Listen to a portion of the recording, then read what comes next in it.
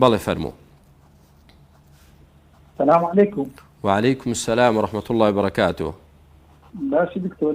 سپاس بخوا برا برزم. بزحمة بشارك مو دكتور بشاركش حملانية. بەڵێ کاک. سەبارەت بە کاری پەرلەمانتاری و ئەو پەرلەمانتارانەی کە دژی یاسای خوای گەورە یاسا داهەنێن. بەڵێ. حەزەکەم ڕوونکردنەوەیشان لەو بدەیت بە تایبەتی ئەو یاسانەی کە بە پەیوەندی بە فرەژنی و بڕینی دەستی دز و ڕزمکردنی زیناکار و ئەوانە هەیە. بەڵێ. حەزەکەم ڕوونکردنەوەیکی لەسەر ئەو یاسانە بدەیت کە دژی یاسای خوای گەورەن. بارك الله فيك براكم. أولا ئەگەر کەسێک جا چێ ئەندام پەرلەمان بێت، پەرلەمانتار بێت، یاخود وەزیرێک بێ، یاخود مدیری دایرەیەک بێ، یاخود محافظێک بێ، پارێزگارێک بێ، یاخود سەرۆکی حکوومەت و وڵاتێک بێت، هەر کەسێک بێت، ئەگەر یاسا دەرکات دژی یاسای خوای پەروەردگار ئەمە حکومەکەی چییە؟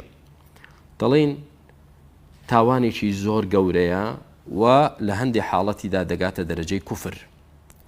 یعنی ئەگەر خۆی حکمی نەکرد بە شەرعی خوا لەبەر پارە و پول، لەبەر مەسلحەتێکی دنیای خۆی یا لە ترسا، ئەوە لە بینی زوڵم و لە بینی فسقدایە.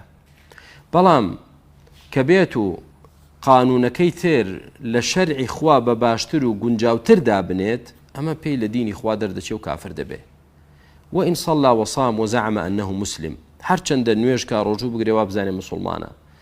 بۆیە من ئامۆژگاریم بۆ هەموو کەسێک کە خۆی بە مسلمان دادەنێت و بەرپرسیارەتێکی هەیە، شتێکی بەدەستە لە کاروباری مسلمانان، هەوڵی ئەوە بدە کە بە شێوازێک بەڕێوەبەرایەتیەکەی بکە، کارەکەی بەجێ بگێنێ کە خوا پێی خۆشە و لێی ڕازیە کە ئەوەش لە مەسلحەتی خەڵکە، نەچێ یەکسەر ڕوبەڕووی شەرعی خوا بێتەوە، چونکە ئەوە بکات زۆر زەرەر دەکات.